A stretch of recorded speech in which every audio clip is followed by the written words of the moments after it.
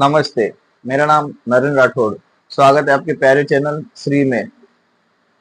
पिछले वीडियो मैंने आपको बताया था कि स्वामी जी जंगल में उस लकड़हारे को आशीर्वाद दे के वहां से चले जाते हैं।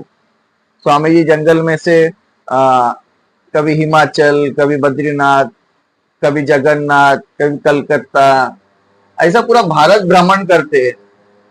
भारत भ्रमण करने करते करते वे फिर गोदावरी नदी के किनारे आ जाते हैं।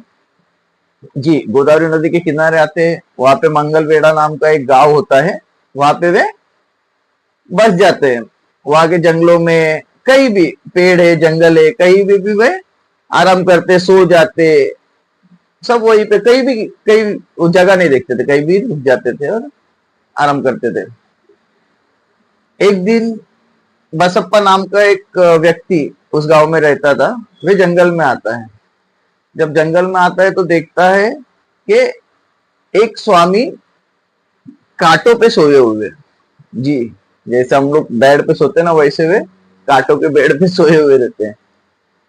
तो बसप्पा ऐसा सोचता है कोई मामूली स्वामी जी नहीं है, ये बहुत बड़े स्वामी जी है। लेकिन कौन है ये, कहाँ से आए हैं और क्या नाम है इनका, ऐसा मन में सोचते हैं। उतने में स्वामी जी भड़क जाते हैं उनको। स्वामी जी कहते हैं, मैं कौन हूँ, कहाँ से आया हूँ, मेरा नाम क्या है, तुझे उससे क्या करना है, तो तेरा काम कर, जा यहाँ से। ऐसे बोलते थे। एक्चुअली स्वामी जी हमारे पापा, हमारे दादा जिस प्रकार हमसे बोलते हैं ना, उसी प्रकार। और जिसको भड़क के बोल दिया, समझो कि उनका उद्धार हो ही गया है। तो ऐसा बोलते हैं, बसप्पा वहां से चले जाते हैं। लेकिन बसप्पा के मन में सिर्फ स्वामी जी बस जाते उस समय से। बसप्पा घर जाते हैं, स्वामी जी की माला जपते रहते हैं। जब भी देखो तब स्वामी की भक्ति में वो लग जाते हैं। उनकी बीवी होती है, बीवी भड़क जाती है। एक बीवी कहती है कि इतना घर में दारिद्र है, खाने पीने के वांदे है, बच्चे भूखे हैं, अन्न का दाना नहीं है, पैसा नहीं है, और तुम लगे हो साधु के पीछे, ऐसा कैसे चलेगा। उससे जाओ कुछ काम धंधा करो, दो पैसे तो घर में आएंगे। ऐसा बुरा वाला उनकी पत्नी उनको कहते हैं। फिर भी बसप्पा के मन में केवल स्वामी बसे रहते हैं। स्वामी से बहुत आस्था हो गई होती है बसप्पा को। एक दिन ऐसा होता है कि स्वामी जी एक पेड़ के नीचे सोए हुए थे। बसप्पा जाते, बसप्पा उनकी सेवा करते हैं। जहां जहां स्वामी जाते हैं वहां पे वो बसप्पा भी जाया करते थे उनके साथ। और वो पेड़ के यहाँ पे जब स्वामी जी सोए होते हैं, उनके पैर दबाते रहते बसप्पा। स्वामी जी उठते, स्वामी जी कहते हैं, तुम मेरे पीछे पीछे क्यों आ रहे हो, तुम्हारी बीवी है, बच्चे हैं, तुम जाओ उनका ध्यान रखो, मेरे पीछे क्यों घूम रहे हो। बसप्पा कहते हैं कि स्वामी जी, मुझे तुम पर बहुत आस्था है, मैं तुम्हारा बहुत बड़ा भक्त बन गया हूँ, ऐसा वैसा स्वामी जी से कहते हैं। और स्वामी जी को कहते हैं बसप्पा के, मुझे तुम्हारे साथ ही चलना है, मुझे तुम्हारे साथ रहना है, ऐसा जिद करते हैं।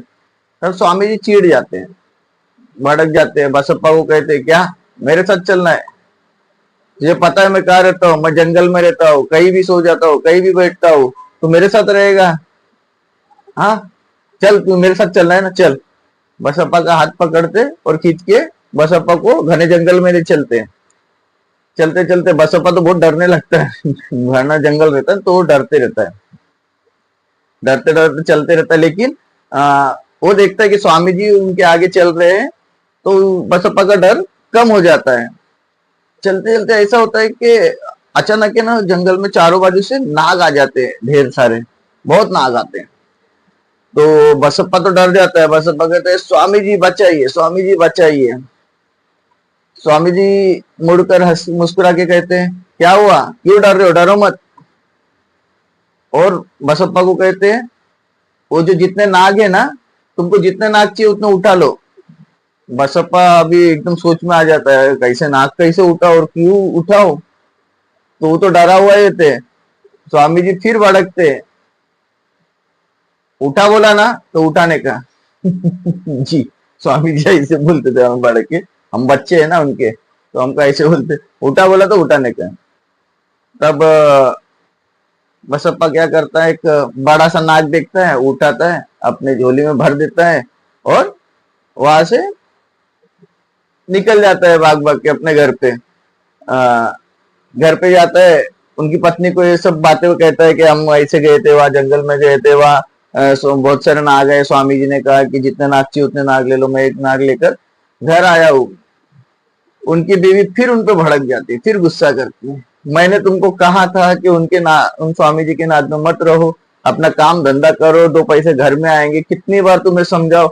ऐसा उन पर बहुत क्रोध करती है, और उनके हाथ में जो झोली होती है नाग की ना, वो उठा के खींच लेती है उनके हाथ से और फेंक देते, बोलते इस नाग का क्या अचार डालू मैं, क्या करूं इस नाग को। तो ऐसे फेंक देते हैं उनकी पत्नी जो झोली रहती है। तब वो देखते हैं कि झोली में से अचानक एक रोशनी आने लगती है और ऐसा नाग हिलने लगता है। तब तो देखते, ऐसे झोली खोलते तो वो जो नाग उन्होंने उठाया होता है ना जंगल में से, वो सोने का वो बन गया होता है। जी, यही थी स्वामी जी की चमत्कार लीला। इस प्रकार बसप्पा को उन्होंने उद्धार किया, जो नाग दिया लेकिन वो उससे सोने का बना दिया। वो उनकी बीवी को भी पता चल गया कि ये कोई मामूली स्वामी जी नहीं है, बहुत बड़े स्वामी जी है, और पति पत्नी और बच्चे इन सबका स्वामी जी ने उद्धार किया। और उन्होंने भी बहुत धन्यवाद किया स्वामी जी को, और उनकी भक्ति में लीन हो गए, चारों उनकी भक्ति करते थे हर समय। स्वामी जी के बहुत बड़े भक्त हो गए वो। ये थी बसप्पा की कहानी। अगले वीडियो में मैं और एक अच्छी रोचक कथा ले आऊंगा हमारे स्वामी जी के बारे में। भिऊ नकोस, मैं तुझा पाठीशी आहे, डर मत, मैं तेरे पीछे हूँ। बस यही उनके शब्द याद रखिए, यही उनके शब्द थे। मतलब है अभी भी, क्योंकि वो उस समय मानव रूप में, तो इस समय ईश्वरीय रूप में हमारे साथ ही है। तो आपको कभी भी ऐसा कुछ डर लगता है, क्या लगता है, तो स्वामी जी को याद कर लिया, आपका डर चला जाएगा। मिलते हैं अगले वीडियो में, तब तक के लिए मुझे रजा दीजिएगा। और अगर मेरी बातें आपको अच्छी लगती है तो शेयर कीजिए, लाइक कीजिए, कमेंट कीजिए और सब्सक्राइब जरूर कीजिएगा। तब तक के लिए जय श्री स्वामी समर्थ।